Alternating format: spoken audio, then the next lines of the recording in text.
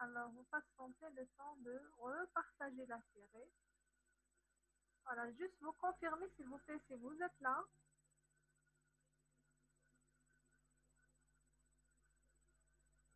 Un SMS de confirmation. Très bien, merci pour votre réponse.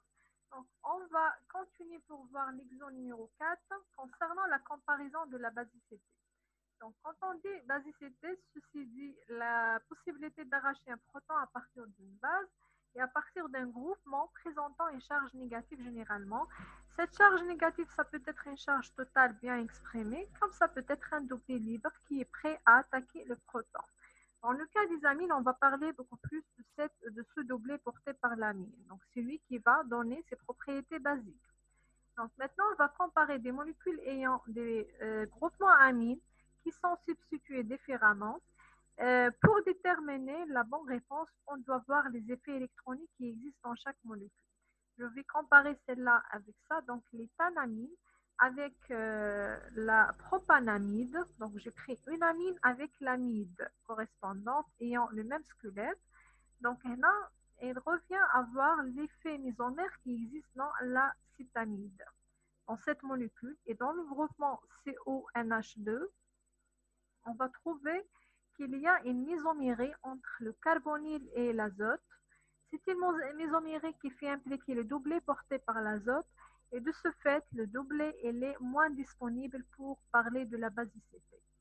Par contre, dans l'amine correspondante, dans celle-là, c'est un doublet qui est plus disponible, donc c'est une molécule qui est basique. Donc la bonne réponse à ce propos, c'est l'éthanamine qui est basique. La justification, c'est que dans la deuxième molécule, vous avez un effet isomère qui va diminuer la charge négative autour de l'azote. Il va diminuer la disponibilité de ce doublet. D'accord? Alors, on passe à la deuxième comparaison, donc deuxième série B.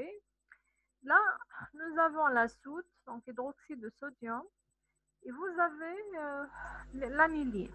Donc là, c'est une amine aromatique. C'est une molécule qui est très utilisée au laboratoire de chimie thérapeutique. C'est une molécule qui est toxique, cancérigène, qui nécessite d'être manipulée avec des précautions, mais elle est très intéressante. Produit de départ pour synthétiser certains produits qui sont les colorants, par exemple. Voilà, vous allez revoir ça en troisième année. Donc, pour comparer la basicité de cette molécule avec celle-là, il faut chercher la molécule qui exprime une charge négative meilleure. Donc, on va trouver que pour la soude, vous avez un OH qui porte une charge négative sur l'hydroxyle et une charge positive sur le sodium. Donc, une bonne séparation de charges et que ces charges-là sont dissociées, ils sont bien localisées et sont totales. Donc, là, quand vous avez une liaison qui est dite ionique, ionique, elle est formée juste par le rapprochement des deux charges totales négatives et positives. Ceci dit que l'hydroxyle, c'est un OH-, et donc il est très très basique. Il est déjà connu comme meilleure base. Par contre, dans l'amidine, on va trouver que l'azote, qui est fixé sur le support aromatique, il est impliqué dans une isomérie avec le cycle aromatique. Il va tourner dans ce cycle-là. Donc, comme si la charge négative qui est exprimée par le doublet électronique de l'azote, elle est réduite par rapport à l'amine à l'état normal. Donc, le doublet arachidore dans le cycle, il est en train de se délocaliser et change sa position à chaque fois. Et de ce fait, il est moins disponible sur l'azote. C'est pour ça que l'hydroxyde de sodium, c'est la meilleure base comparativement avec l'amine. Dans la justification, vous allez mettre que dans l'aniline, il y a un effet mésomère d'honneur par le groupe NH2 qui va diminuer la charge autour de l'azote. Voilà, on passe pour voir la molécule C.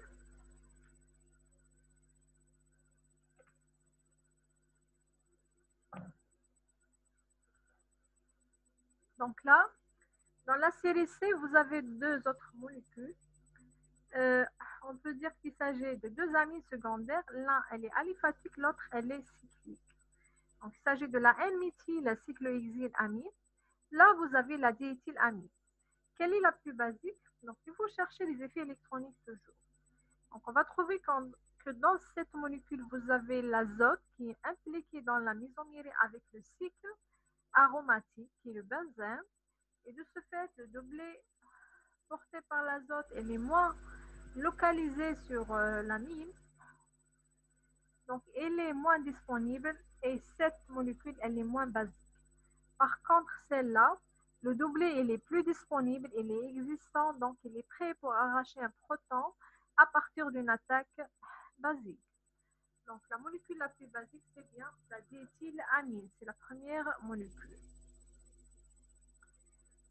Et pour la justification, bon, en plus du fait que l'azote, il va donner son doublet à ce cycle-là, donc il est délocalisé dans le cycle, il est réduit, il est moins présent, il est moins disponible. Nous avons une autre justification, c'est que dans cette molécule, les deux méthyls vont contribuer à donner une certaine charge négative. Chaque radical méthyle, il va donner selon un effet inductif donneur. C'est un effet qui va augmenter la charge négative autour de l'azote. Et de ce fait, le doublet sur l'azote, il est plus important comme base. D'accord? Donc, elle est plus basique comparativement avec ça. Dans la justification, vous allez mettre deux choses. Vous allez mettre tout d'abord que l'effet inductif donneur du groupement méthyle à ce niveau-là, il va augmenter la charge négative autour de l'azote dans la diméthylamine. Et d'autre part, dans la deuxième molécule, vous avez l'azote qui va donner son doublet au cycle aromatique, donc il est moins disponible. La charge négative va être réduite. Voilà. Alors, on passe à la dernière comparaison, la dernière série.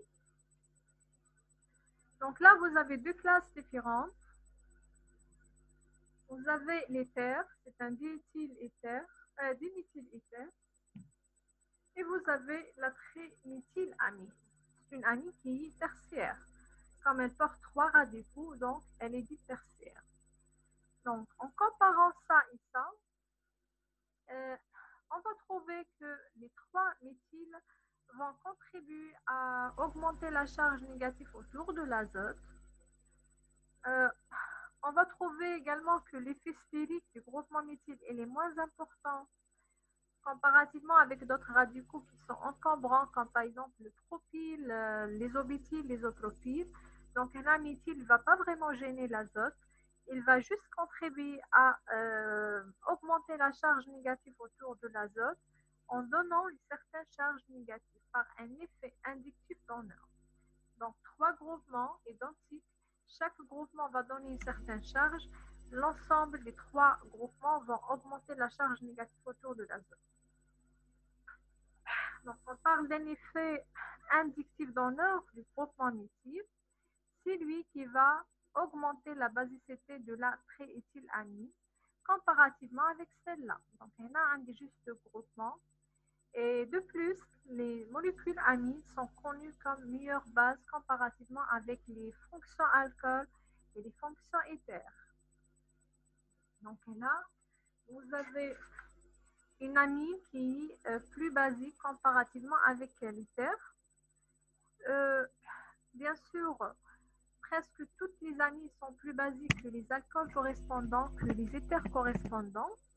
Mais si on veut comparer les amines entre elles, les amines et je les compare, là, il faut savoir que les amines primaires et les amines secondaires sont généralement plus basiques que les amines tertiaires. Parce que pour certains amines tertiaires, on peut avoir la participation de l'effet stérique qui va gêner la basicité. Bon, je dis certains amines, et c'est parfois, ce n'est pas le cas pour toutes les molécules. En fonction de la structure chimique même, en fonction de l'encombrement stérique entraîné par certains groupements qui sont vraiment encombrants. Donc, on ne peut pas généraliser, mais juste une remarque, les amines primaires et secondaires sont généralement meilleures bases comparativement avec les amines tertiaires. Mais en fonction des cas, en fonction de la nature des radicaux portés. Là, par exemple, vous avez une amine qui est tertiaire, mais qui est plus basique que l'éther correspondant, que la diméthyléther. Pourquoi? Parce que le radical, il n'est pas encombrant, il va juste augmenter la charge négative autour de l'azote par effet inductif d'honneur. Donc, là, c'est la classe d'amine primaire, secondaire, tertiaire. Mais il faut savoir aussi la nature de le radical. Est-ce qu'il est petit qui maintenant le méthyle, c'est bien, ou il est encombrant, comme par exemple l'isopropyl, l'isobétyle, tout ça va gêner en quelque sorte la charge négative sur l'azote. Il va masquer la charge, le doublé porté sur cet azote. D'accord? Donc, la comparaison de la basicité se traite cas par cas en fonction de la structure chimique, en fonction également de la classe de l'amine. Il faut faire attention.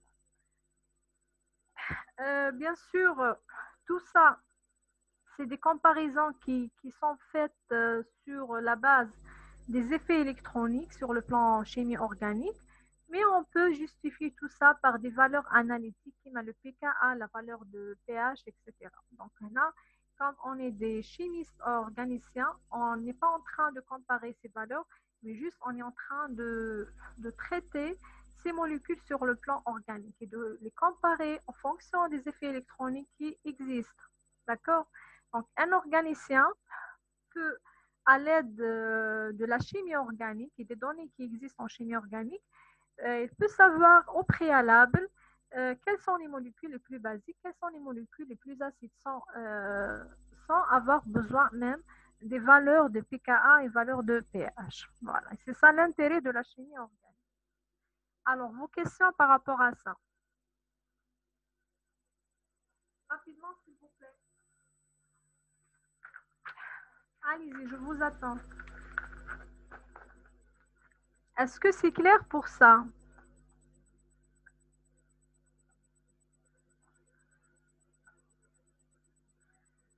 Alors, vos questions, c'est clair. Et pour les autres, est-ce que c'est clair? Alors, merci, Monsieur Tossé, pour la réponse. Pour les autres, j'attends vos confirmations. Alors, c'est clair. Donc, il vous reste le TD de la série des acides carboxyliques qu'on va aborder le dimanche prochain. Donc, entre-temps, essayez de voir le cours des acides carboxyliques, de préparer vos questions en attendant. Voilà. Bon, juste une remarque concernant le cours des amis. Donc, vous allez trouver une nouvelle version de cours euh, déposée sur la plateforme Univarneb. C'est une version qui est résumée par rapport à la version primaire. Essayez, s'il vous plaît, de télécharger ça. Et même pour la série TD, il y a juste quelques remarques supplémentaires par rapport à l'ancien support. Voilà. Et je vous remercie.